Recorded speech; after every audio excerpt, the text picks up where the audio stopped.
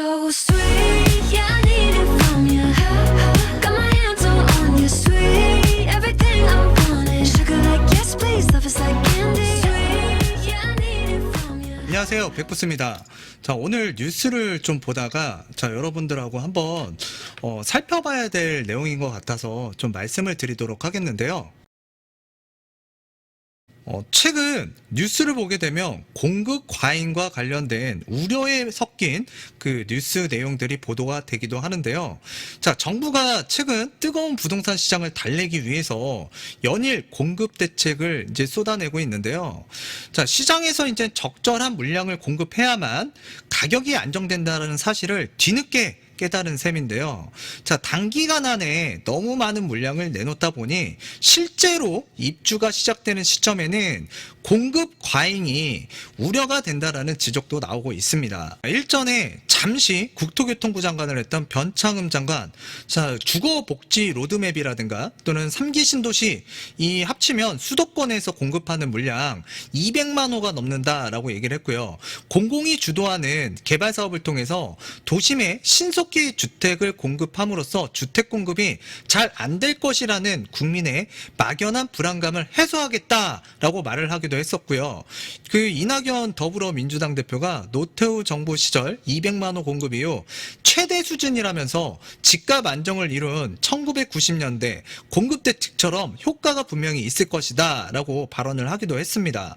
하지만 그럼에도 불구하고 지금 갈수록 집값은 가파르게 상승을 하고 있고요. 아파트 매매 가격뿐만 아니라 전세 가격까지도 급등하는 지금의 현실이라고 보시면 될 것 같아요. 그런데 지금 4년 뒤, 5년 뒤에 수도권 200만 호 과연 얼마만큼 어디에서 어떻게 공급이 될 것인지, 어떠한 가격에 공급이 될 것인지 저는 상당히 조금 의문스럽고요. 아파트를 건설하는 데까지는 한 최소 3년 정도는 걸리거든요.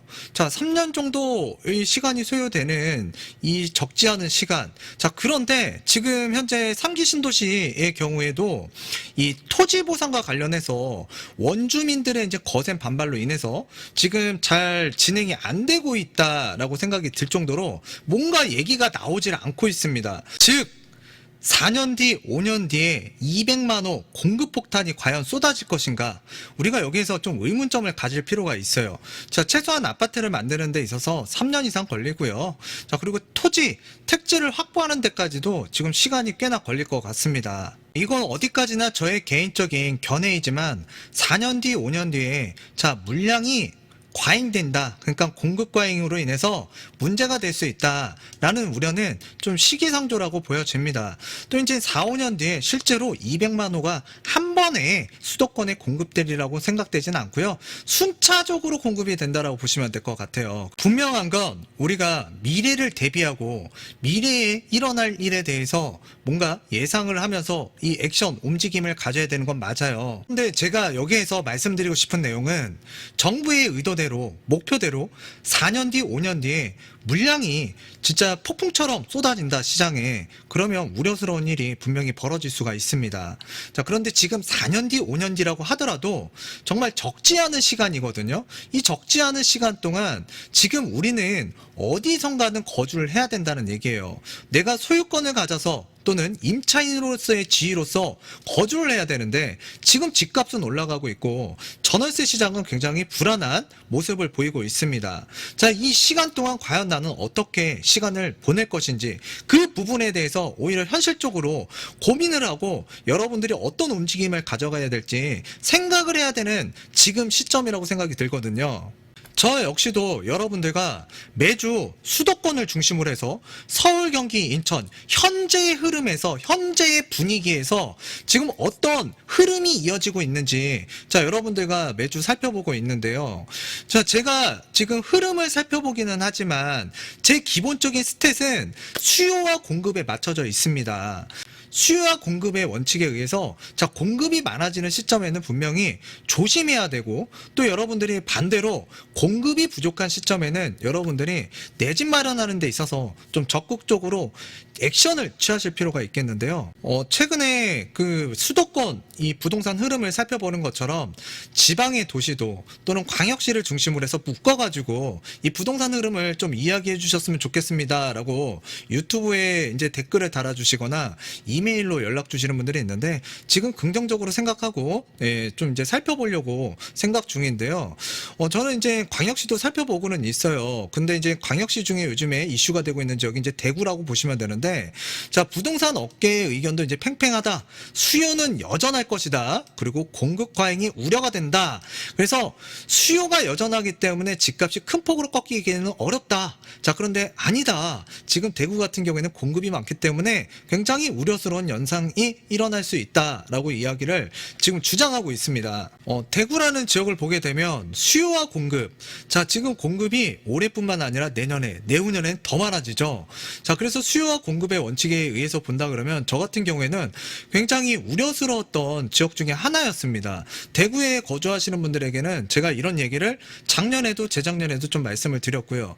또 이제 인천도 좀 이따가 잠깐 말씀을 드리도록 하겠는데, 인천도 내년부터는 역대급 물량이 이제 공급이 되기 때문에 좀 주의를 할 필요가 있다라고 제가 종종 말씀을 드리기도 하고 있죠. 자, 그런데 이 수요와 공급의 원칙에 의해서만 부동산 시장이 상승과 하락을 뭐 반복하는 건 아니에요. 그랬다 그러면 뭐 통계학자 또는 경제학자가 뭐 떼돈을 벌었겠죠. 자, 이 부동산이라는 거는 여러 가지 요인에 의해서 상승과 하락을 반복하는 현상을 보이기도 하는데요.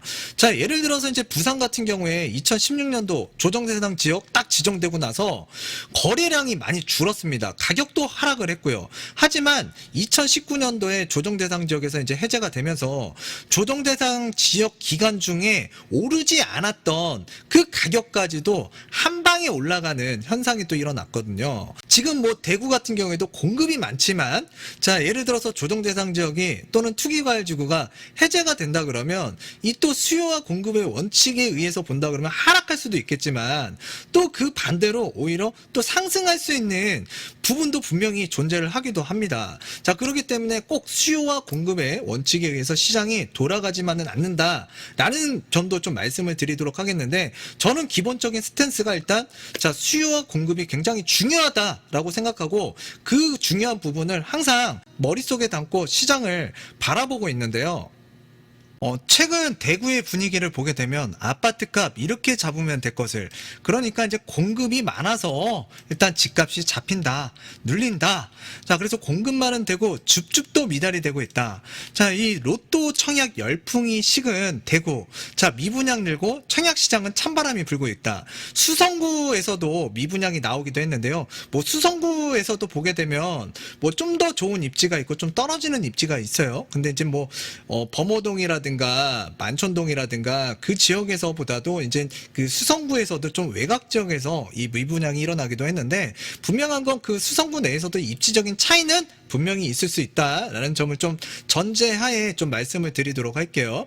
자, 올 상반기에 이제 대구 같은 경우에는 민간 분양이, 서울 같은 경우에는 공급이 굉장히 부족하죠. 자, 서울 5배 정도의 이제 공급 폭탄이 쏟아지고 있는데, 지금 대구 같은 경우에는 올해도 공급이 많지만 내년, 내후년에는 더 많다라고 보시면 될 것 같아요. 이 차트를 보게 되면, 자, 대구가 2019년도까지는 좀 물량이 감소를 하다가 2020년, 21년, 올해 21년이죠.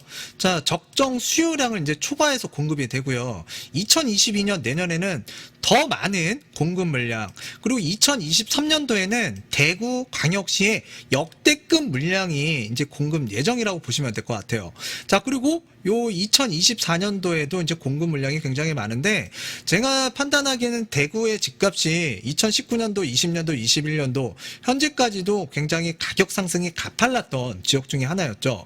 자, 2021년도 올해 들어서서는 이제 미기적 조금 약간 약세를 보이고 있지만, 내년, 내후년에는 더 큰 물량이 지금 기다리고 있다. 그래서 대구는 2022년, 23년에 가격이 눌릴 수 있는 확률이 굉장히 높다라고 판단되는 지역인데요. 자, 이런 시점에 가격이 크게 눌리거나 분양이 잘 안 되는 아파트가 있다 그러면 좀 저렴하게 취득할 수 있는 기회도 분명히 다가오고 있다라는 얘기죠. 그래서 준비를 이 실수요자라면 이 해당 지역에서는 좀 23년 정도 전후로 해서 24년, 그러니까 23년, 24년 정도부터는 좀 관심 있게 내 집 마련하는 데 있어서 좀 지켜봐야 되는 지역이다라고 보여져요. 물론 뭐 서울에 사시는 분이 뭐 대구에 특별하게 이사를 가지 않는 이상은 뭐 살펴볼 필요는 없겠지만 대구 근처, 대구에서 거주하시는 분들은 좀 살펴볼 필요가 있다. 그래서 지금 공급이 굉장히 많기 때문에 사실 지금 청약도 지금 미분양이 좀 일어나고 있고요. 예전과는 지금 다른 모습을 보이고 있는데요. 대구도 집값 굉장히 많이 올랐고요. 일단 가격적인 부담, 그리고 앞으로 공급이 역대급으로 기다리고 있다. 자, 그렇기 때문에 지금 이 뉴스에서 얘기하는 거는 대구를 이야기할 때 지금 공급만큼 효율적인 것은 없다. 그러니까 공급 앞에 장사는 없다라는 이야기를 하고 있는데요. 저 역시도 이 수요와 공급, 이 공급적인 측면 굉장히 중요하게 보고 있습니다. 자, 그래서 이제 대구 같은 경우에도 22년도, 23년도, 24년도 이 흐름이 어떻게 전개가 될지 우리가 또 살펴봐야 되는 스터디 지역이라고 생각이 됩니다. 대구 같은 경우에는 공급이 많아졌기 때문에 지금 뭐 미분양도 일어나기도 하고 있고요. 또 가격이 많이 올라서 부담감 때문에 또 실수요자가 쉽게 움직이지 못하는 현상이 일어나고 있는 대구인데요. 자, 서울 같은 경우에는 사실 2019년도, 20년도, 2018년도, 자, 서울뿐만 아니라 경기도에서는 역대급 물량이 공급되기도 했는데 사실 2018년도, 19년도, 20년도에 주택 가격을 좀 잡아낼 수 있었던 타이밍을 좀 정부에서는 놓쳤다라고 보여지는데요. 일단 2021년도 지금 적정 물량 이하로 공급되고 있는 서울. 자, 2022년도에는 더욱더 감소가 되고요. 23년도에도 물량이 자, 굉장히 감소를 많이 합니다. 2024년도 같은 경우에는 아직 인허가 실적에 따라서 공급이 더 늘어날 수도 있고 줄어들 수도 있는데요. 일단 23년, 24년까지는 물량이 현저하게 줄어든 서울. 지금 대구하고는 완전 다른 양상이라고 보시면 되고요. 자, 경기도 같은 경우에도 살펴보게 되면 2017년도, 18년도 역대급 물량, 19년도, 20년도 집값을 잡아내기에는 굉장히 좋았던 시기였는데 놓쳤다라고 말씀을 드렸죠. 자, 서울의 집값이 2016년, 17년, 18년도에 많이 올라가면서 사실 이 서울에서 이 경기도 쪽으로 이탈하는 사람들이 많아졌습니다. 그래서 누군가는 전세로, 누군가는 매매로 자, 이 경기도의 주택을 취득했는데요. 자, 2021년도, 22년도, 23년도 점점 이 물량이 줄어들고 있는 경기도라고 보시면 될 것 같아요.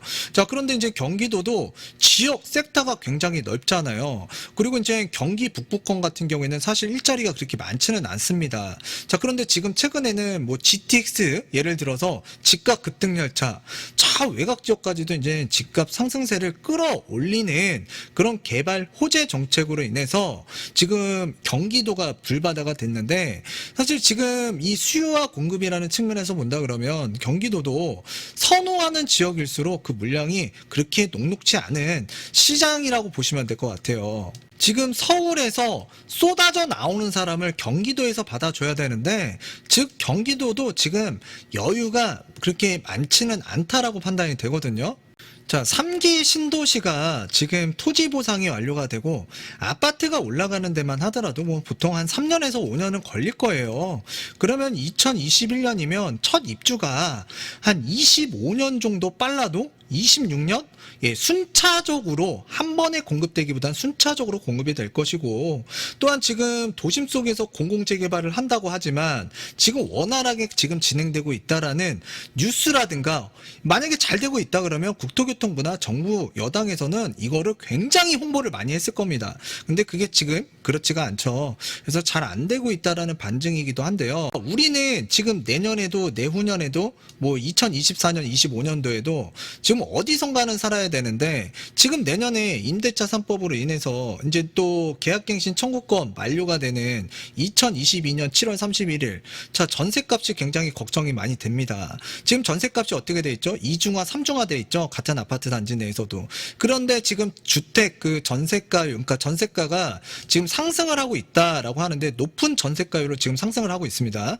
자 그런데 이 전셋가가 지금은 계약갱신 청구권과 그다음에 신규 계약 이 평균을 내서 가격이 지금 상승세를 나타내고 있거든요. 근데 내년에 지금 흐름으로 간다 그러면 지금 신규 계약분만 따졌을 때 역대급 상승률이 나오지 않을까. 또 전셋가율이 올라가게 되면 또 매매가에 큰 자극을 줄 수가 있겠고요. 자 그런데 지금 당장 입주할 수 있는 그 정부에서 얘기하는 200만 호 공급은 아직까지는 좀 멀었다는 얘기예요. 그래서 지금 먼 훗날 뭐 4년 뒤 5년 뒤 빠르면 또는 그 이상의 시간이 걸리는 그 미래를 생각하기보다는 지금 현재 지금 2년 3년 4년 자 이 기간 동안 내가 어떤 포지션으로 움직여야 되는지 그걸 잘 생각해야 된다는 얘기예요. 자 마지막으로 좀 말씀을 드리면 이제 인천 같은 경우에는 뭐 몇 차례 좀 살펴보기도 했지만 지금 적정 물량 이상으로 꾸준히 공급되고 있는 지역이 이제 인천입니다. 수도권에서는 그래도 인천의 상황이 녹록했다라고 보시면 되는데 지금 서울 경기 집값이 많이 올라가다 보니까 지금 인천의 집값도 굉장히 불장을 이루고 있죠. 자 2022년도에는 인천의 역대급 물량이 입주를 기다리고 있고요. 또한 2023년도에 더 큰 물량이 지금 또 기대가 되고 있습니다.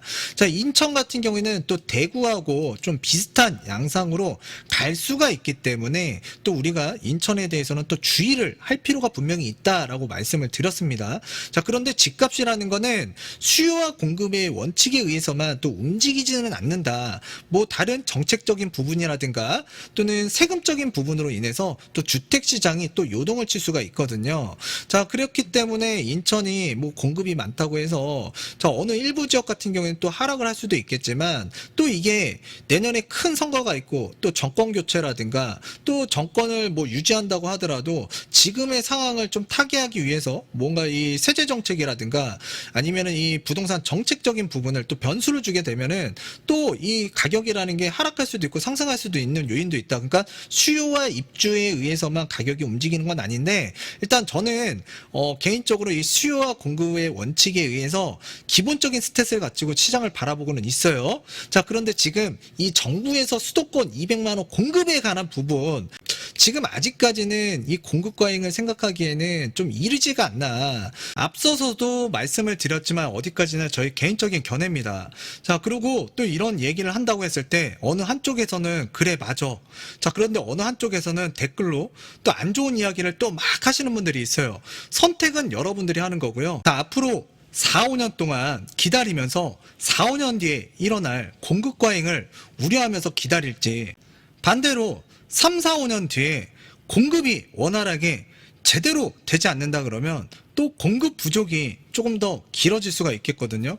자 그러면서 가격이라는 부분이 또 움직일 수가 있습니다. 지금 가격 많이 올라왔습니다. 미친 상승장 맞습니다. 자 그런데 지금 기준에서 이 현실적인 부분을 또 바라봐야만 미래를 준비할 수 있다라고 생각이 듭니다. 자 지금 굉장히 어려운 선택의 기로에 놓여져 있는데요. 자 여러분들이 이런저런 생각이 많이 드실 거예요. 자 그랬을 때 이 공급이라는 측면에서 지금 공급 과잉을 좀 논하기에는 좀 이른 것 같은데 자 여러분들께서도 이 공급이 진짜로 실제로 4, 5년 뒤에 폭탄이 떨어질 것인지 아니면 반대로 이게 조금 더 기간이 길어질지 그 사이에 주택 가격은 과연 상승을 할 것인지 앞으로 4, 5년 뒤에 조정을 받을 것인지 자 이 부분에 대해서 좀 심사숙고를 하실 필요가 분명히 있습니다. 그래서 뉴스에서 나오는 대로 자 고지고대로 뭐 폭탄이 쏟아진다라고만 생각할 게 아니라 좀 반대로 좀 생각해 보실 필요도 분명히 있기 때문에 한번 말씀을 드렸고요. 앞으로의 이 4, 5년 굉장히 선택하기에 어려운 시기라고 보여지는데요. 일단 공급 폭탄을 생각을 해서 이 3, 4, 5년 동안 내가 어떤 포지션으로 움직이느냐에 따라서 이 자산 가치와 나의 미래 가치는 분명히 많이 달라질 수가 있습니다. 하여튼 오늘은 이쯤에서 방송을 마치도록 하겠고요. 여러분들의 현명한 선택을 할 수 있게끔 항상 도움이 되는 채널 100억 부동산 스토리의 미래가 되도록 하겠습니다. 감사합니다. No, I should've wanted a hug.